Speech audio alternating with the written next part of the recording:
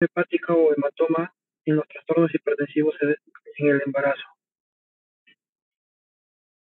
Los objetivos de esta clase son definir la etiología, identificar y describir los factores de riesgo, describir la presentación clínica, conocer los métodos diagnósticos apropiados y las opciones terapéuticas para la resolución del hematoma espontáneo o la ruptura hepática en el embarazo, asociado a los trastornos hipertensivos del embarazo.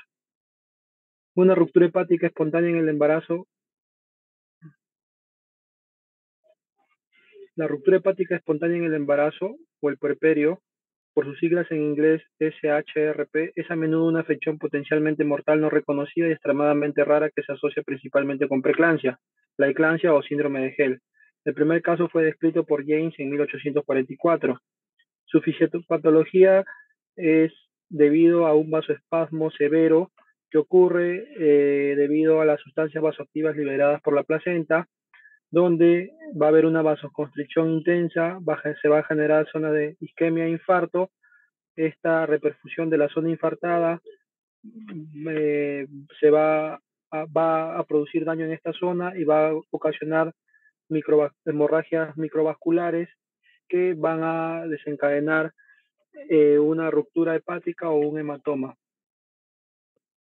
En una revisión de una literatura de 391 casos de gestantes con ruptura hepática espontánea, se vio que 2/3 de estas gestantes, 250 gestantes, se presentaba la ruptura hepática o el hematoma espontáneo en 2/3 de estas pacientes y 1/3 lo hacían durante el puerperio. La mediana de estas gestantes, estas 391 gestantes, eran de 31 años y la edad gestacional fue de 35 semanas. De 347 mujeres con datos disponibles, 127 eran nulíparas, 168 tenían menos de 4 partos y 52 tenían más de 4 partos. Existe una tendencia de la presentación sea cerca al término de la gestación o pretérmino tardío, ¿no? Como se verifica en la imagen de la izquierda, donde se puede ver que la acumulación de los casos es cerca de las 36 semanas.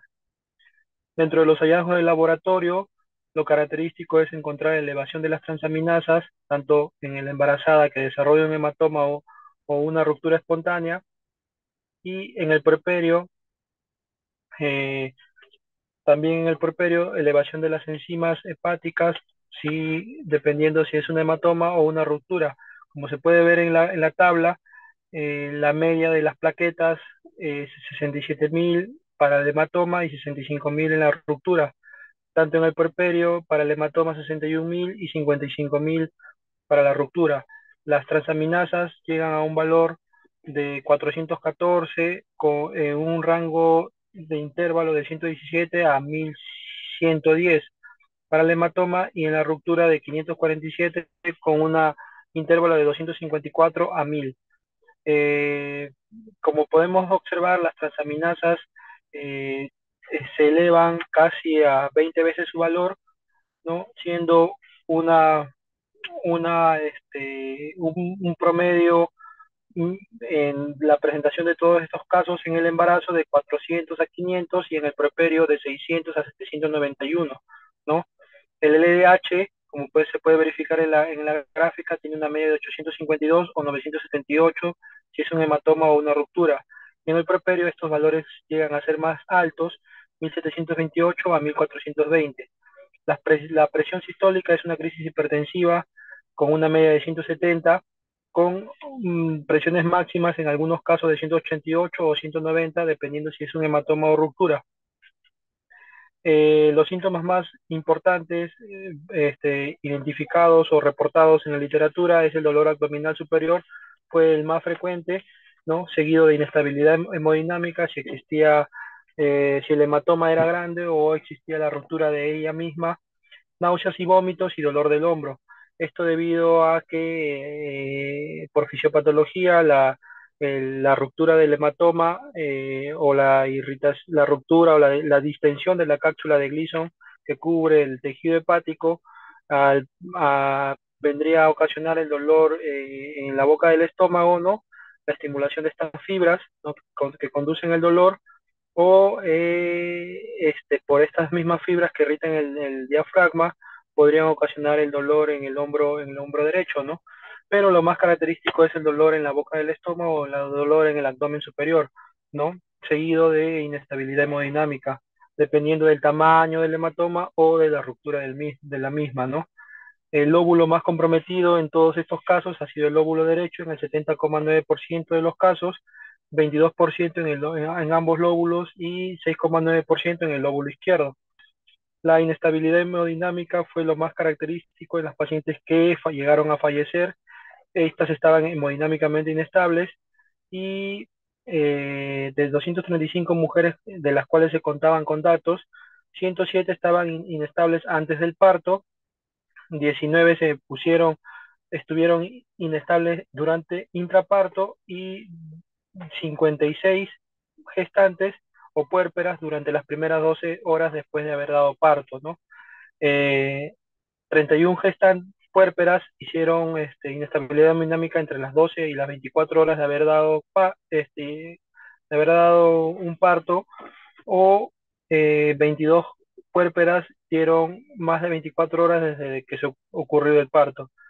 Entre las mujeres hemodinámicamente inestables, 38 presentaron un hematoma hepático y 194, que vendrían a ser 72,4%, dos tercios de estas hemodinámicamente, gestantes hemodinámicamente estables, presentaron ruptura hepática, ¿no? Las que fallecieron fueron las que mayormente hacían una ruptura hepática.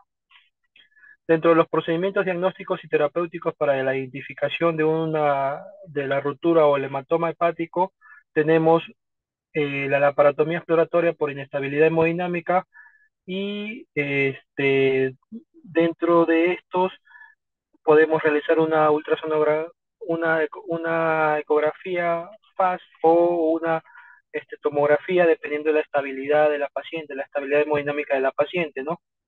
Eh, Dentro de los procedimientos terapéuticos tenemos un packing hepático, ¿no? Que fue dentro de esta casística de 391 casos reportados cerca de 100 años en la literatura internacional, ¿no? La mayoría de los procedimientos terapéuticos, como se puede observar en la tabla, en el segundo recuadro rojo, 143, que vendrían a ser el 60%, se le realizó un packing hepático, ¿no? Y en el posparto, eh, a la mitad se le realizó a 70 puérperas se le realizó un packing hepático, ¿no?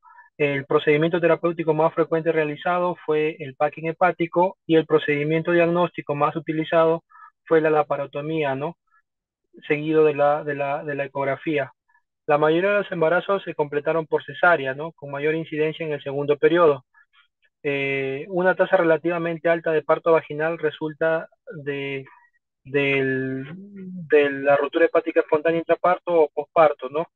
Esto debido a que el aumento de la presión intraabdominal durante el parto vaginal, a veces acompañado a la maniobra de Christeller, puede provocar una ruptura hepática espontánea, ¿no? O un hematoma no diagnosticado que por el aumento de la presión intraabdominal durante el pujo pueda ocasionar una ruptura hepática espontánea, ¿no?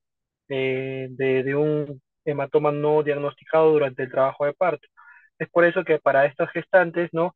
Que en las cuales nosotros sospechemos la presencia de un hematoma subcapsular, la indicación sería quirúrgica, culminar el embarazo por cesárea para evitar las complicaciones de la ruptura espontánea del hematoma, ¿no? Y complicar más la situación de la gestante. Este es un algoritmo de manejo, ¿no? Eh, si hay una ruptura hepática durante el embarazo y está la gestante hemodinámicamente estable, le hacemos una ecofaz. Si identificamos o llegamos a identificar el líquido libre en cavidad abdominal, lo que se ofrece a la gestante es una laparotomía exploratoria. Si el sangrado es mayor o significativo, se va a un packing hepático o a la maniobra de Pringler para como una maniobra de resucitación para poder nosotros llamar a un cirujano hepático de vías biliares para que proceda a la cirugía de resolución de este problema, ¿no? Que es un problema grave. Si, si no tenemos a la mano un cirujano de vías biliares o hepático, lo que podemos hacer es empaquetar el hígado, realizar la maniobra de Pringler al inicio, empaquetar el hígado y referir a la paciente a un centro especializado donde puedan tener otras opciones como ligadura de la arteria hepática, una resección hepática parcial o pueden ciertos casos en la literatura reportarse hasta el trasplante hepático, ¿no? Si la situación en el lado derecho del recuadro verde, si la paciente está hemodinámicamente estable, nosotros lo que podemos realizarle es una angiografía o embolización en los centros en los cuales tengamos es disponible esta intervención y si no, ir a un manejo expectante o manejo médico con evaluaciones seriadas, con hemogramas y ecografías. Si la paciente hemodinámicamente continúa estable, no hay caída importante del hematoma, no es un hematoma evolutivo, iría a un monitoreo dentro de la UCI, tratar de controlar las presiones por debajo de 120 la sistólica para evitar la ruptura espontánea de este hematoma. eh, Se debería culminar el embarazo por cesárea y evitar las medidas que aumenten el aumento de la presión intraabdominal, como la tos, el estreñimiento y esfuerzos físicos, ¿no? Acá es la maniobra del packing hepático, suele ser el tratamiento de entrada, ¿no? Se realiza una laparotomía y retirada de compresas en las 48 horas, ¿no? Siempre hay que corregir el manejo de fondo de la paciente, ¿no? La hipotermia, la acidosis y las alteraciones de la coagulación que acompañan a este tipo de sangrado.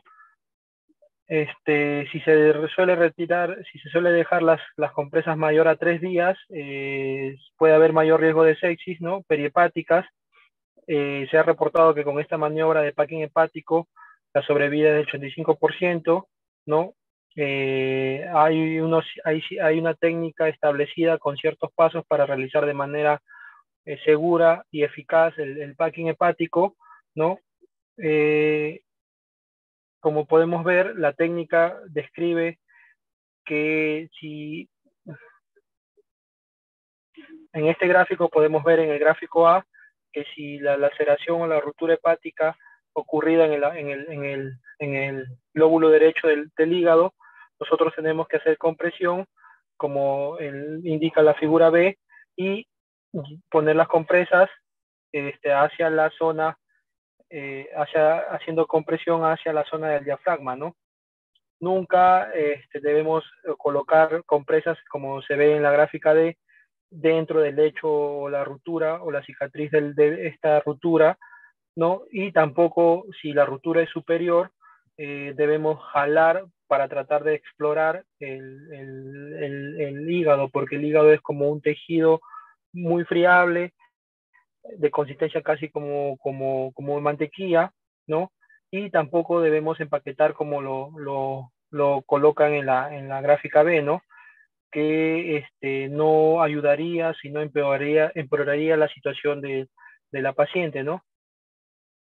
Ahora, si no logramos controlar o el sangrado es demasiado importante y no nos permite identificar la zona del punto de sangrado, podemos recurrir a la disección del hilo hepático, en donde podemos comprimir tanto la vena porta como la arteria hepática para así disminuir el sangrado, ¿no? Y tener mayor oportunidad de controlar según la profundidad y la localización de esta ruptura, ¿no?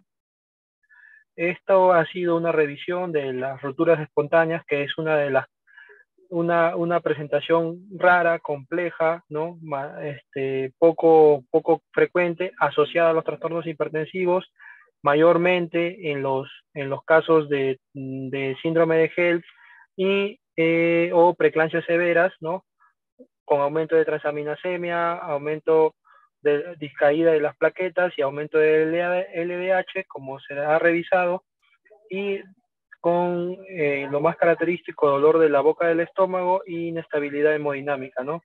Cerca a término, cerca de las 35 a las 36 semanas, y las maniobras que podemos realizar ¿no? Para tratar de salvarle la vida a las gestantes, ¿no? O a las puérperas. Eso ha sido todo. Gracias por su atención. Que tengan buenas noches.